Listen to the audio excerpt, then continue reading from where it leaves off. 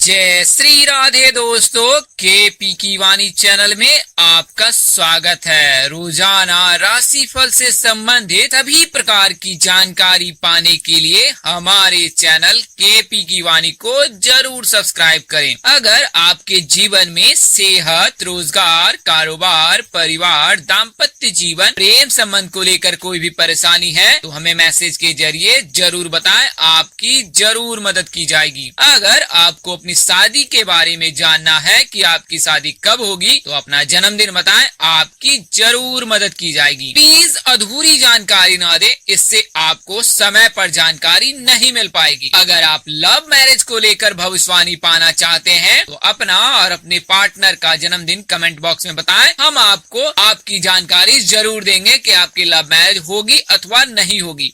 यह जानकारी आपको मूलांक के हिसाब से दी जाएगी। इसके अलावा शादी से संबंधित जानकारी आपको जन्म तिथि के हिसाब से दी जाएगी। कुंडली के अनुसार से इसमें मामूली बदलाव हो सकता है। अगर जवाब देने में देरी होती है तो आप निराश और हताश बिल्कुल ना हो, क्योंकि आपको जवाब जरूर दिया जाएगा। दोस्तों, आपको बताना चाहूंगा कि अगर आपकी कुंडली बनी हुई है तो आप केपी की वाणी से संपर्क कर कुंडली दिखवा सकते हैं।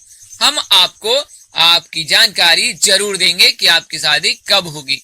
अगर कुंडली में ग्रह दशा अंकित हो तब, अन्यथा आपको कुंडली बनानी पड़ सकती है। खासकर शादी से संबंधित जानकारी के लिए आपको विशेष कुंडली बनवानी पड़ती है। इसमें आपको शादी से संबंधित सभी जानकारी प्राप्त हो जाती है कि आपकी शादी कब होगी, कहाँ होगी, कैसे होगी, किससे होगी, किस नाम से हो सकती है, किस राशि से करनी चाहिए, आपके जीवन साथी का रंग, रूप, स्वरूप, स्वभाव, आपका स्वभाव कैसा होगा, उनका कैरियर, आपका कैरियर कैसा होगा। अगर आप लव मैरिज करना चाहते हैं या चाहती हैं तो माता पिता की सहमति मिलेगी अथवा नहीं मिलेगी, इन तमाम तरह की जानकारी आपको कुंडली बनाकर दी जाएगी।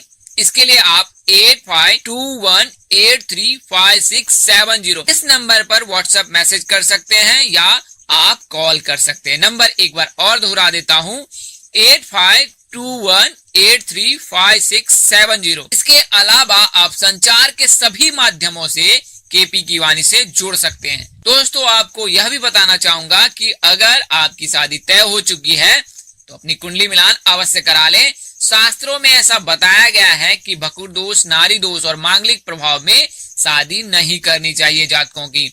तो अगर आपकी शादी तय हो चुकी है तो अपने नजदीक के किसी प्रकांड पंडित और ज्योतिष से सलाह लेकर कुंडली मिलान अवश्य करा लें और यह जानकारी प्राप्त कर लें कि आप और आपका जीवन साथी नारी दोष से मुक्त है अथवा भकुर दोष से मुक्त है। कई ज्योतिष भकुर दोष और नारी दोष में कुछ वैदिक उपाय बताते हैं जिन्हें करने से नारी दोष और भकुर दोष का प्रभाव कम होता है। हालांकि पूरी तरह से यह खत्म नहीं होता है। तो ऐसे में जातकों को सलाह दी जाती है कि नारी दोष और भकुर दोष में शादी नहीं करनी चाहिए। आप केपी की वाणी से भी संपर्क कर अपनी कुंडली मिलान करवा सकते हैं।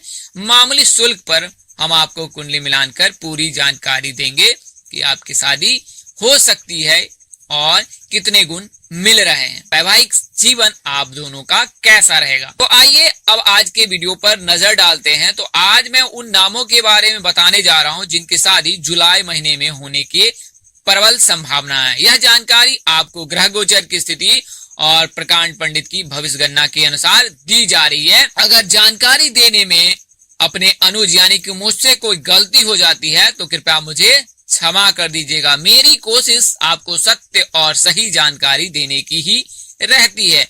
अगर आप कोई सलाह अथवा परामर्श देना चाहते हैं तो अवश्य दे। आपकी परामर्श और सलाह का मुझे इंतजार रहता है। तो आइए अब आगे बढ़कर यह जानकारी प्राप्त करते हैं। तो आगे बढ़ने से पहले आपको बता दूं कि शादी से संबंधित जो जानकारी होती है वह ज्योतिष शास्त्र में निहित है। कई ज्योतिष इसे बताते नहीं है, पर शादी के समय बहुत बातों का ध्यान रखना पड़ता है। शास्त्रों में यह बताया गया है कि इन नियमों के पालन करने से कन्या या वर दोनों ही सौभाग्यवती जीवन जीता है। तो अगर आपको यह जानकारी प्राप्त नहीं है तो आइए बारी बारी से जानते हैं। जैसा कि आप सबको पता है कि ज्योतिष शास्त्र में विवाह कर्म कांड का पूरा सार बताया गया है। उन्हीं सारों में से कुछ चुनिंदा चीजों को आपके सामने प्रस्तुत कर रहा हूं ताकि आपको अपनी कन्या या लड़के की शादी में कोई दिक्कत ना हो। तो आइए बारी बारी से जान लेते हैं। तो दो कन्या का विवाह एक समय कभी नहीं करना चाहिए। कई बार ऐसा देखा जाता है कि दो लड़कियों की शादी एक ही बार कर दी जाती है, किंतु शास्त्र में ऐसा निषेध है। एक कन्या की शादी के उपरांत दूसरी कन्या की शादी हो सकती है, परंतु एक साथ शादी नहीं करनी चाहिए। शास्त्रों में यह भी निहित है कि एक समय में दो शुभ कर्म करना उचित नहीं होता है। इसके लिए कभी भी दो शादी एक बार में नहीं करनी चाहिए। कन्या के विवाह के अनंतर पुत्र का विवाह हो सकता है, लेकिन पुत्र विवाह के अनंतर पुत्री का विवाह 6 महीने तक नहीं करनी चाहिए। यानी कि इसे आप आसान शब्दों में ऐसे समझ सकते हैं कि अगर लड़की की शादी हुई है तो आप लड़के की शादी कर सकते हैं, लेकिन अगर लड़के की शादी होगी तो 6 महीने तक अपनी लड़की की शादी बिल्कुल ही ना करें। एक वर्ष में सहोदर भाई अथवा बहनों का विवाह शुभ नहीं होता, यानी कि एक ही साल में दो बेटियों की शादी या दो बेटे की शादी नहीं करनी चाहिए। शास्त्रों में ऐसा वर्जित है।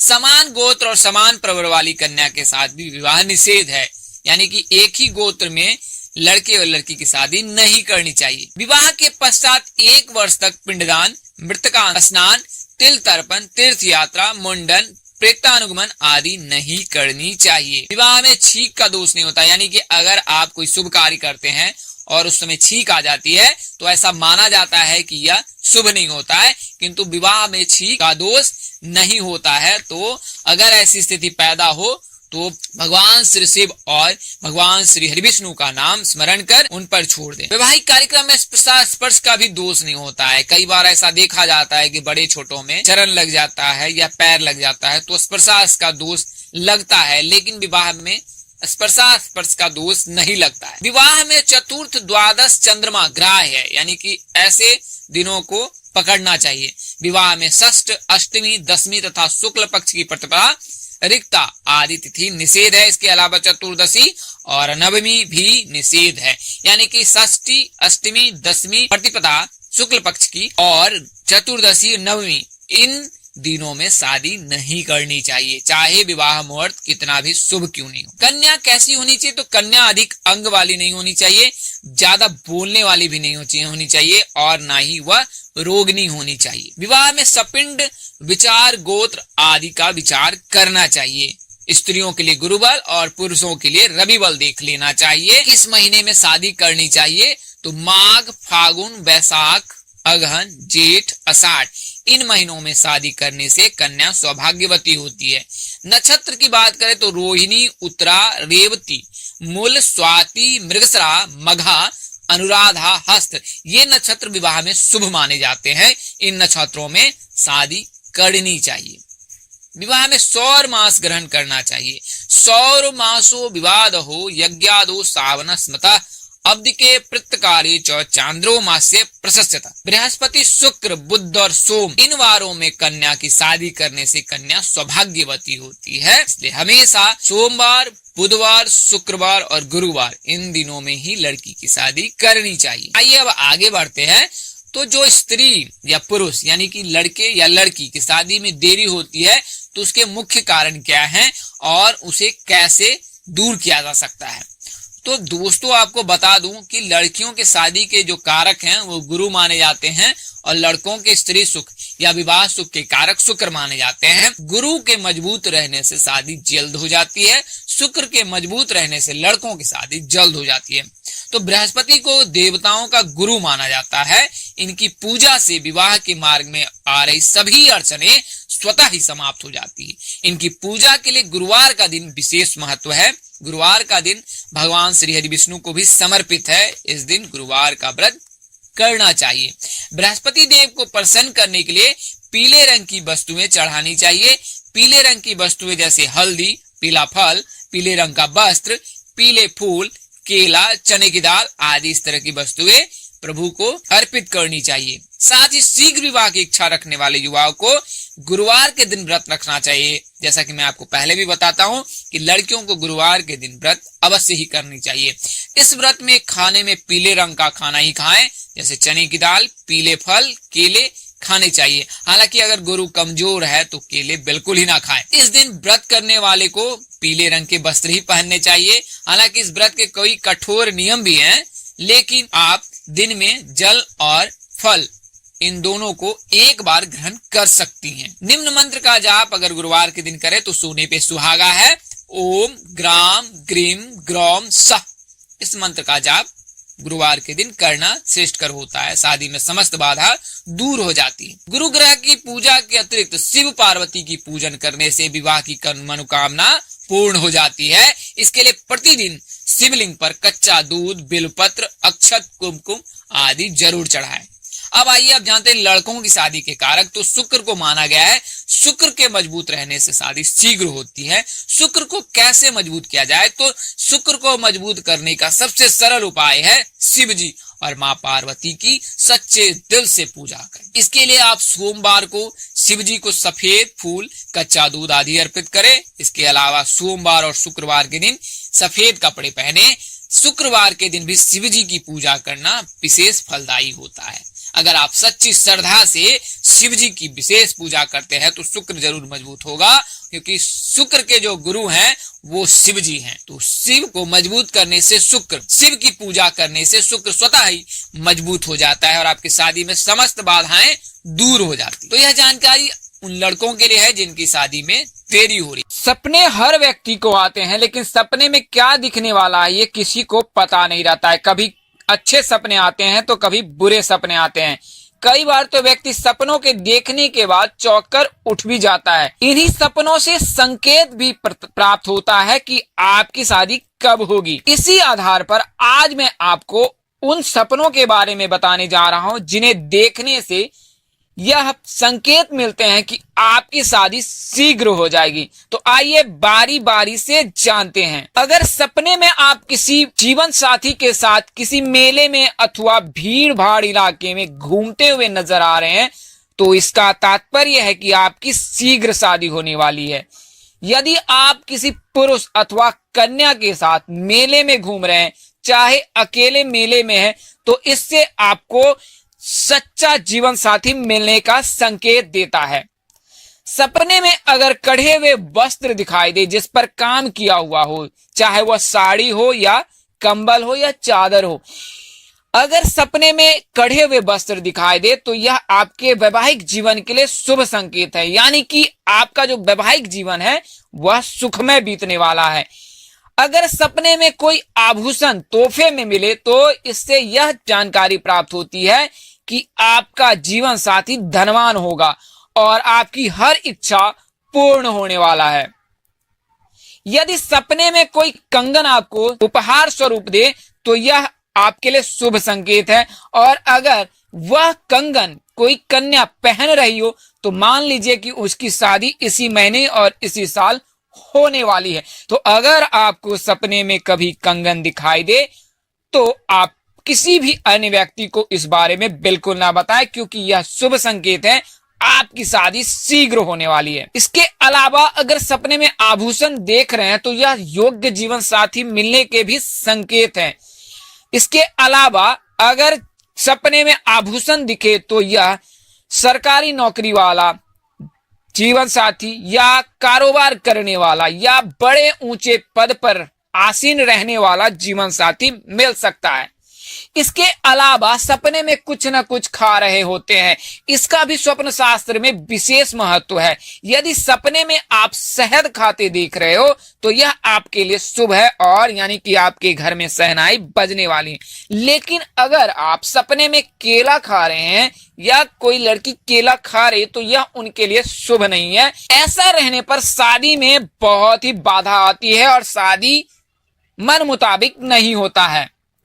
यदि कोई कन्या सपने में किसी महल के बाहर हो या सपने में महल से बाहर आ रही हो तो उनकी सगाई टूट जाती है। इसको एक बार और ध्यान से सुन ले कि अगर सपने में आप महल में, खूबसूरत महल में हैं या महल से बाहर आ रहे हैं तो ऐसे सपने देखने के बाद तुरंत अपने नजदीक के ज्योतिष से संपर्क करें और इनका दोष निवारण करें, क्योंकि यह आपके वैवाहिक जीवन के लिए शुभ नहीं रहने वाला है। सपने में सुंदर महल देखना प्रेमी जीवन पर भी बुरा प्रभाव करता है। अगर आप किसी से लव मैरिज करना चाहती हैं या चाहते हैं और सपने में महल देख रहे हैं तो यह आपके लिए शुभ नहीं है, यानी कि आपकी लव मैरिज की संभावना बिल्कुल नहीं है। असल जिंदगी में बिल्ली देखना बुरा संकेत माना जाता है। अगर कोई लड़की सपने में बिल्ली देख ले तो उसके प्रेम संबंध में दरार आने की पूरी संभावना रहती है। तो अगर आपको इन तरह के सपने मिले तो आप जरूर ज्योतिष से संपर्क करें और इनके उपाय को जरूर ढूंढें। यदि कोई लड़की सपने में अपने ही प्रेमी को किसी अन्य लड़की से विवाह करते हुए देख ले तो इसका विवाह जल्द से जल्द हो जाता है, लेकिन विवाह उसी प्रेमी से होगा यह बिल्कुल नहीं है। यानी कि अगर आप अपने जीवन साथी की शादी देख रहे हैं तो हो सकता है कि आपकी शादी हो जाए, लेकिन उस लड़के से या उस लड़की से तो बिल्कुल नहीं होगी। यह जानकारी आपको स्वप्न शास्त्र के अनुसार से दी गई है, इसमें बदलाव संभव है। दोस्तों, इस वीडियो में बताई गई जानकारी ज्योतिष, पंचांग, मान्यता और धर्म ग्रंथों से दी गई है। हमारा उद्देश्य महज आपको सूचना पहुंचाना है, आप इसे सूचना हेतु ले। इसके अतिरिक्त अगर आप इनको मानते हैं, अपनाते हैं अथवा उपयोग करते हैं तो इसके लिए आप स्वयं जिम्मेवार हैं। आप अपने नजदीक के किसी ज्योतिष अथवा प्रकांड पंडित से जरूर संपर्क करें। इसके लिए आप केपी की वाणी से भी संपर्क कर सकते हैं। समय के अभाव के चलते आपको यथाशीघ्र जवाब देने में असमर्थ हूं, लेकिन जैसे ही इसका निवारण होता है आपको जवाब जरूर दिया जाएगा। दोस्तों, ज्योतिष गणना के आधार पर आपको यह जानकारी दी गई थी, इसमें बदलाव संभव है। इस तरह की अन्य वीडियो देखने के लिए हमारे चैनल के डैशबोर्ड अथवा प्लेलिस्ट पर जाएं और अपनी राशि अनुसार वीडियो जरूर देखें। तो दोस्तों, आपको यह जानकारी कैसी लगी, लाइक, कमेंट और शेयर कर हमें जरूर बताएं। अगर आप मेरे चैनल पर नए हैं तो चैनल को सब्सक्राइब भी कर ले, साथ ही बेल आइकन को प्रेस करना ना भूलें। माता रानी की कृपा से आपके चेहरे पर हमेशा मुस्कान बनी रहे, आप परिवार स्वस्थ एवं सुखी रहें। आप सभी के प्यार और स्नेह के लिए आप सबको हृदय से धन्यवाद करता हूं। आप लोग इसी तरह हमारे साथ जुड़े रहे। इन्हीं शुभकामनाओं के साथ आप सभी बंधुओं का, नए व्यूअर्स और पुराने व्यूअर्स, सबको तहे दिल से शुक्रिया अदा करता हूं। कल तक के लिए मुझे इजाजत दे। आप जहां रहे मस्त रहे, स्वस्थ रहे, व्यस्त रहे। माता रानी की कृपा आप पर बनी रहे।